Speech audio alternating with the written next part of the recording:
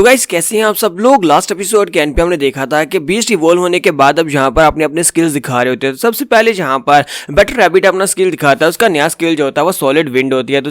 तो इसके बाद अब यहाँ पर डांडाई की बारी आती है। तो डांडाई कहता है कि अब यहाँ पर हम लोग दिखा रहे हैं मेरी शैडो कैट क्या कर सकती है। तो उसे कहता है कि शैडो कैट दिखाओ तुम्हारी स्पेशल एबिलिटी क्या है। तो शैडो कैट जो होती है जहाँ पर बैठी होती है वो वहां पर से टेलीपोर्ट होकर साइड के ऊपर चली जाती है। ये देखने के बाद डांडाई कहता है कि क्या तुम लोगों ने यहाँ पर नोटिस किया। तो गाउलिंग कहती है कि हाँ मुझे लगता है कि यहाँ पर थोड़ा सा डिस्टेंस इसने मूव किया है। तो डांडाई कहता है लेकिन ये तो पहले से काफी ज्यादा तेज थी, लेकिन अब मेरे ख्याल में से यहाँ पर टेलीपोर्टेशन की टेक्निक मिल गई है, लेकिन मुझे नहीं लगता कि ये यहाँ पर ज्यादा इस्तेमाल हो सकती है क्योंकि शैडो कैट की स्पीड इसके हिसाब से पावरफुल होती है, यानी कि इसकी स्पीड ज्यादा होती है। अब अगर यहाँ पर इतनी थोड़ी सी टेलीपोर्ट करेगी तो इससे क्या फर्क पड़ेगा। तुम्हारा ल्यूफेंग उसे कहता है कि जरा रुको मैं तुम्हें कुछ और दिखाता हूँ। और इसी के साथ ही में ल्यूफेंग जो होता है एक बॉक्स लेकर आता है, शैडो कैट के ऊपर रख देता है और उसे कहता है कि शैडो कैट अब यहाँ पर से निकलने की कोशिश करो। तो जैसे वो उसे बॉक्स के अंदर कवर कर देता है तो शैडो कैट जो होती है बंद बॉक्स के अंदर से बाहर निकल जाती है अपनी टेलीपोर्टेशन को यूज करके। ये देखने के बाद ज़ेंगी कहता है कि ये क्या, ये तो बॉक्स के अंदर से बाहर निकल गई। तुम्हारा ल्यूफेंग कहता है कि अब जबकि इसके पास यहाँ पर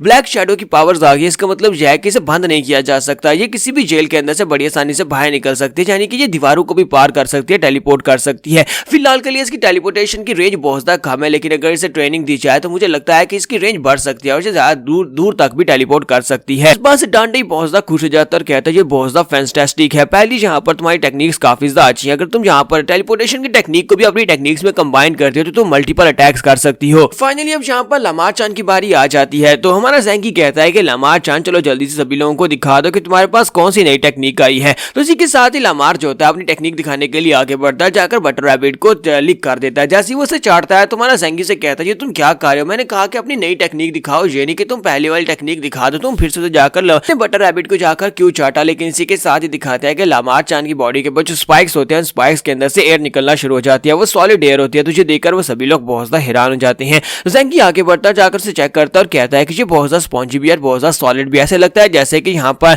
इसने सॉलिड विंड को अपने स्पाइस के अंदर ऑब्जर्व कर लिया हो। लेकिन बटर रैबिट को चाटने की वजह से इसके स्पाइस के अंदर यहाँ पर टर्बुलेंस कहां से आ गई है। फिर साथ ही वो इस एक्सपेरिमेंट को आगे बढ़ाते हैं और शैडो कैट को वो चाटता है। जैसे वो शैडो कैट को चाटता है तो उसी के साथ ही उसके पास टेलीपोर्टेशन की एबिलिटी आ जाती है। तो वो उसे कहता है कि ये क्या, यहाँ पर इसने तो यहाँ पर शैडो कैट की टेलीपोर्टेशन को ले लिया। फिर साथ ही सिस्टर यूई से कहती है क्यों ना तू पांडा चान को चाटो। तो इसी के साथ ही वो जल्दी से आगे बढ़ता है, पांडा चान को चाटने लगता है, लेकिन पांडा चान उसे पकड़ लेता है और उसे अपने आप को चाटने नहीं दे रहा होता। सिस्टर यूई से कहती है प्लीज यहाँ पर से थोड़ा सा चाटने दो ना। तो उसके बाद जब वो उसे चाटता है तो उसको कलरिंग एबिलिटी मिल जाती है। तो ये देखकर वो लोग और भी ज्यादा हैरान हो जाते हैं। तो हमारा ल्यूफेंग उनसे कहता है कि देखो इसके पास तो सबसे भी ज्यादा जबरदस्त एबिलिटी है, ये किसी की एबिलिटी को भी यहाँ पर कॉपी कर सकता है और उसे यूज कर सकता है। हालांकि इसकी रेंज बहुत ज्यादा कम है, हालांकि इसका टाइम बहुत ज्यादा कम है, लेकिन अगर प्रैक्टिस की जाए तो इसके टाइम को बहुत ज्यादा बढ़ाया जा सकता है और यहाँ पर दूसरों की एबिलिटीज को यूज करके अपने आप को स्ट्रॉन्गर बना सकता है। इसकी स्पेशल एबिलिटी कॉपी कैट है। काउलिंग जो है वो ज़ेंगी से कहते हैं कि तुम्हारे लामार चान ने यहाँ पर अपनी शेप को चेंज नहीं किया, उसकी बॉडी शेप चेंज नहीं हुई, लेकिन इसके बावजूद उसके पास हम सभी में से सबसे बेस्ट एबिलिटीज आई हैं।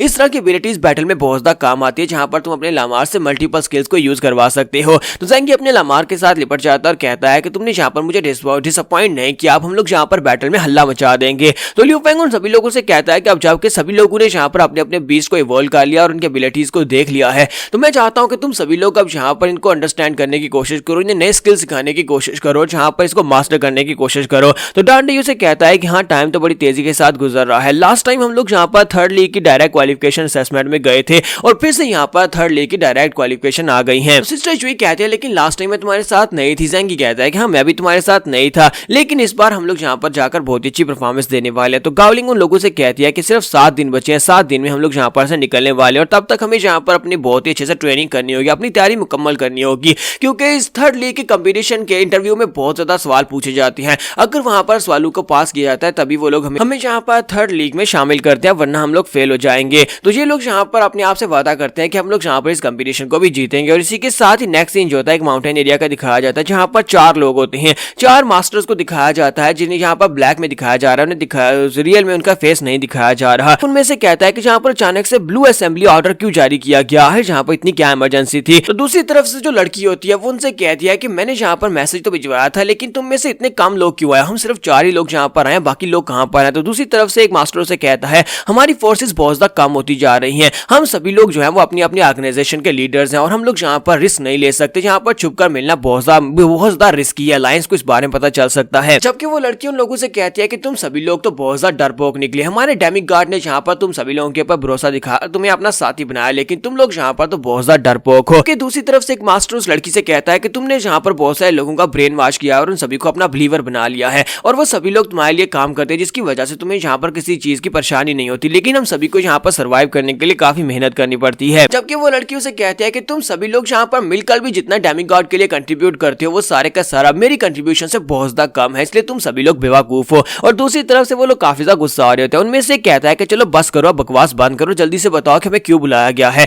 तो वो लड़की उन लोगों से कहती है कि मेरे लोगों ने यहाँ पर मुझे इन्फॉर्मेशन दी है, मुझे मेरी इन्फॉर्मेशन के मुताबिक वेल यहाँ पर दोबारा से अपीयर हुई है। तो वो सभी लोग जब बात सुनने के बाद हैरान होते हैं और कहते हैं क्या वेल दोबारा से अपीयर हो गई? लेकिन लास्ट वेल को तो हमने मार दिया था और बाकी की सभी मर्ड फिशेस जो छोटी थी तभी उन्हें मार दिया गया था। तो वो लड़की उनसे कहती है कि यहाँ पर जितनी इन्फॉर्मेशन मेरे पास इन्फॉर्मेशन के मुताबिक वेल फिर से वहीं पर लिंगजाओ क्लैन में ही अपीयर हुई है। लिंगजाओ क्लैन में एक लड़का जिसका नाम लियू फेंग है, उस लड़के के पास यहाँ पर वेल मछली अपीयर हुई है और उसने अपनी वेल को इवॉल्व भी किया हुआ है। मास्टर से कहता है कि ऐसा कैसे हो सकता है? लास्ट टाइम हम लोगों ने वहां पर उस वेल मछली और उसके मास्टर को मार डाला था, लेकिन अब दोबारा से यहाँ पर फिर से वेल मछली आ गई है, इस बार फिर से यहाँ पर मुश्किल हो रही है। तो एक मास्टर से कहता है कि जरा अपने साथियों से कहो ना कि उस वेल मछली से निमट ले। तो वो से कहते हैं कि नहीं, मेरा ग्रीन डेविल से इस वक्त कोई भी कांटेक्ट नहीं हो पा रहा, ग्रीन डेविल जो है वो मेरी रीच से बाहर निकल चुका है, इसलिए मैं ये नहीं कर सकती। तो एक साथी उनसे कहता तो फिर लगता है कि हमें ये खुद ही करना पड़ेगा। तो वो लड़की उसे कहती है कि हमारे पास इतना टाइम नहीं है, हम सभी लोग यहाँ पर बहुत ज्यादा बिजी हैं अपने अपने कामों में, तो बताओ कि तुम में से कौन यहाँ पर ये काम करेगा? तो उनमें से एक कहता है तो फिर यहाँ पर मुझे ये काम खुद करना पड़ेगा। लड़की उसे कहती है तो फिर ठीक है, मैं यहाँ पर तुम्हारे पर भरोसा करती हूँ कि तुम इस काम को पूरा कर दोगे, उस वेल और उस लड़के को ठिकाने लगा देना। और बाकी के सभी लोग वहां पर अपने हाथ बांधते हैं और कहते हैं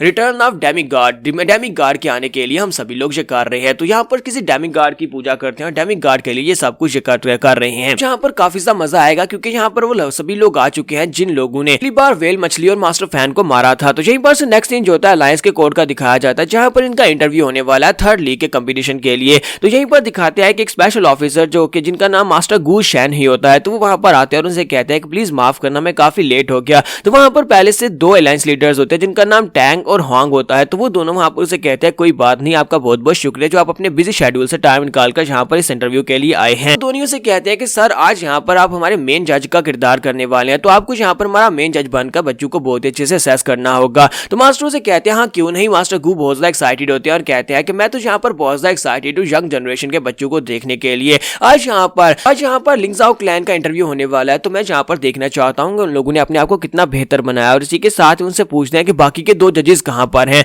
तो बाकी के जो 2 जजेस होने वाले हैं वो सेक्टर से होते हैं, वो ऑफिसर्स में से नहीं होते। तो साइड के ऊपर से फोर्सफुली मोटल सेक्टर का मास्टर जो होता है वहां पर निकल कर आता है और कहता है कि मेरा नाम का हुआ है और मैं यहाँ पर आपके साथ जज बनने वाला हूँ। पर लिंगजाओ क्लैन के लिए कौन सा जज ज्यादा मुश्किल क्रिएट करने वाला है वो तो हमें नेक्स्ट एपिसोड में पता चल ही जाएगा। तो क्या वो लोग यहाँ पर आसानी से इंटरव्यू को पास कर लेंगे? क्योंकि ऐसा होता तो नहीं है क्योंकि इन लोगों के लिए ज्यादा मुश्किल क्रिएट की जाती है। तो एपिसोड की एक्सप्लेनेशन अच्छी लगी हो तो कमेंट करके जरूर बताइएगा, वीडियो को लाइक करना मत भूलिएगा। Thank you.